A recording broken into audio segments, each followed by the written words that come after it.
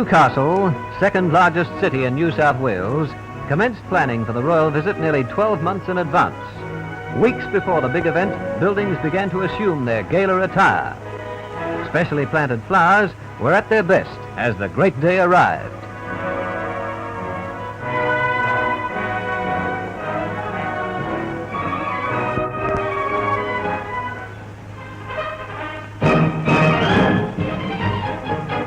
During the early morning, intermittent weather services commenced taking up their positions along the route of the royal procession.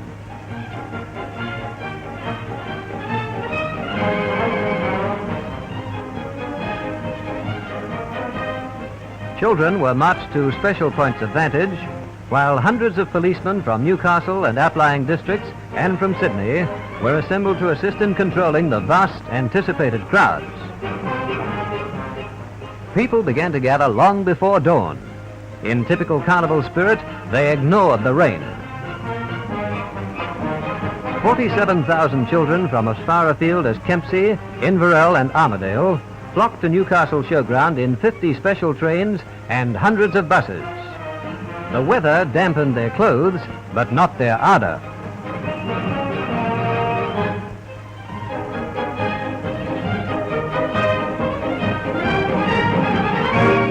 Shortly after 1 o'clock, the royal train, drawn by two great diesel-electric locomotives, drew into Newcastle Station.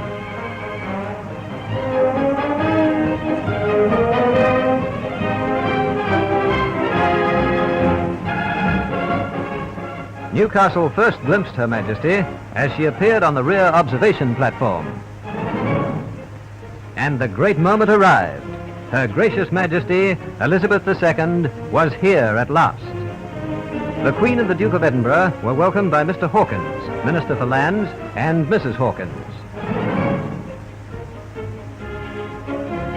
Despite the weather, Her Majesty specifically requested an open car for her first glimpse of Newcastle. Escorted by mounted police, the royal car proceeded along Watt Street, the beachfront, and Hunter Street to the City Hall. The smiling Queen drove slowly through laneways of her wildly cheering subjects.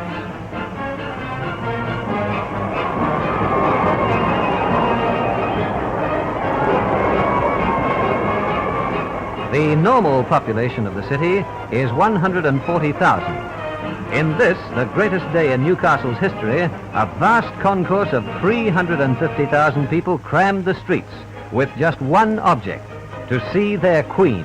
And they did, despite the rain.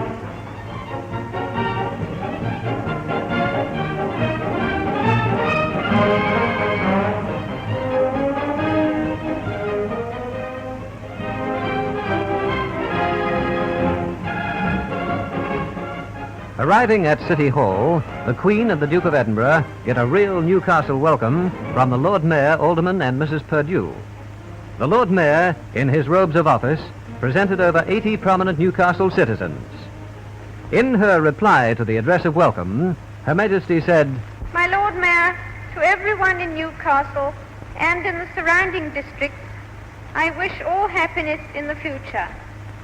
I pray that you may be able, in a peaceful world, to build and strengthen the greatness of Australia and the British Commonwealth, as you have done in the past."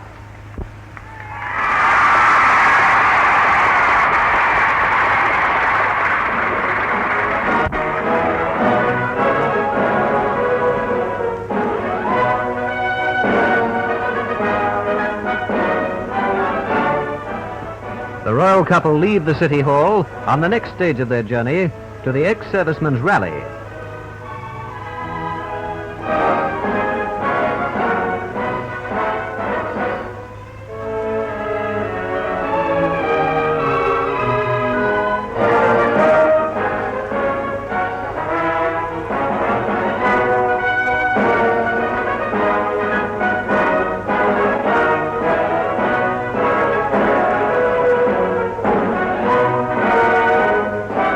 At the sports ground, assembled bandsmen lend colour to the impressive ceremony as the Queen and Duke arrive amidst thunderous cheering.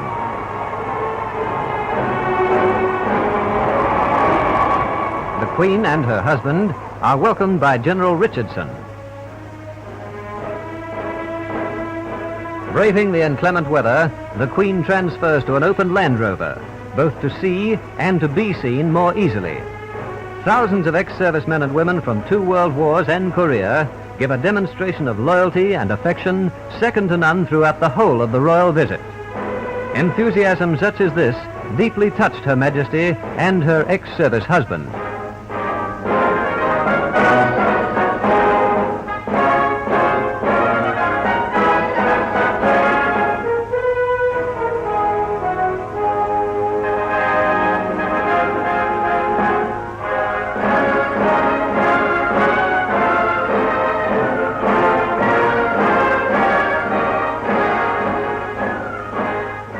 Farewelled by General Richardson, the royal pair proceed on the next stage of their journey to visit the school children at the showground.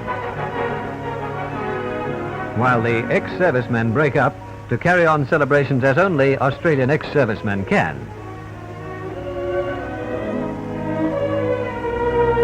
And at the showground, the word goes round.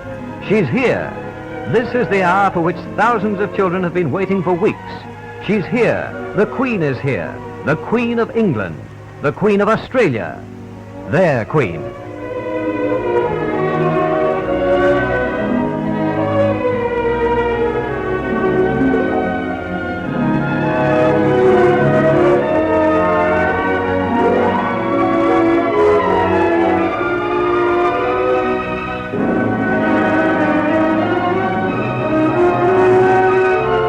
Once again to the open Land Rover, from which she can unrestrictedly greet the children, the coming generation of Australians, the leaders and citizens of tomorrow.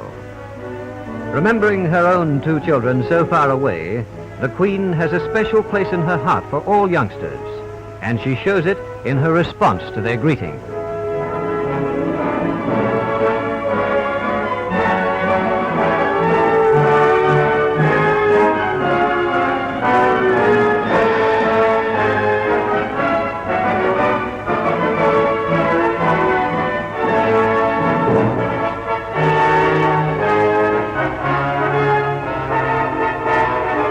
The royal couple are presented to Mr. Drake, Area Inspector of Education, and Mrs. Drake. Whilst the speech in reply is being made at the showground, at the nearby steelworks, the final mothballs are swept off the royal carpet, and officials mentally rehearse their parts. The dull weather persists as the Queen, radiant as ever, arrives at the steelworks to be presented to Mr. and Mrs. Simons, Mr. and Mrs. Butler, and Mr. and Mrs. Norgard.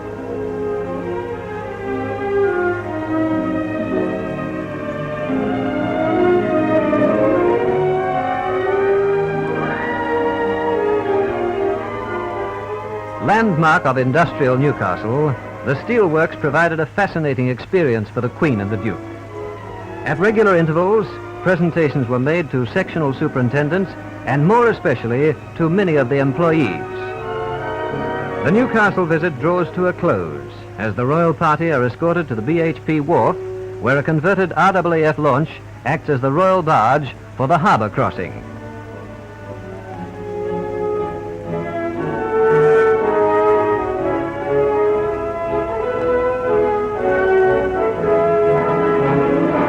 Crowds man everything that floats to continue their royal welcome for as long as the Queen is in sight.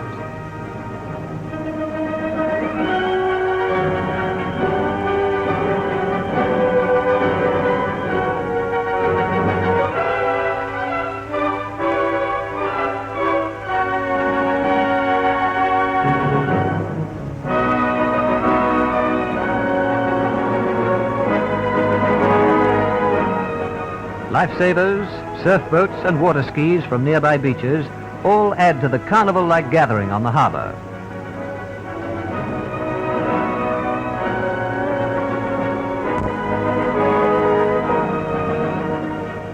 The party alights at Stockton to be driven on the last stage of their journey through roads thronged with cheering crowds to the RAAF station at Williamtown, where the Royal Aircraft is in readiness.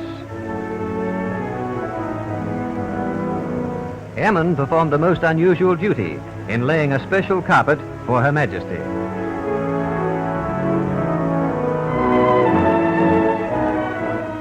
At last, the never-to-be-forgotten Newcastle visit draws to a close. The Queen and the Duke are welcomed by the RAAF Station Commander, Group Captain Davis, and Mrs. Davis.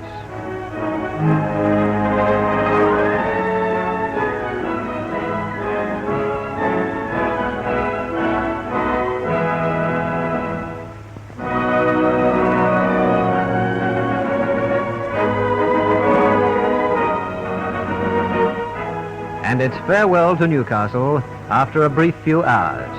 Hours that will never be forgotten by any who have seen this very gracious lady, Elizabeth II, Queen of Australia. The Lord Mayor and Mr. R.N. Rogers, responsible for Newcastle's magnificent royal pageantry, officially opened the wonderful display of fireworks that commemorated Newcastle's royal visit, February 1954.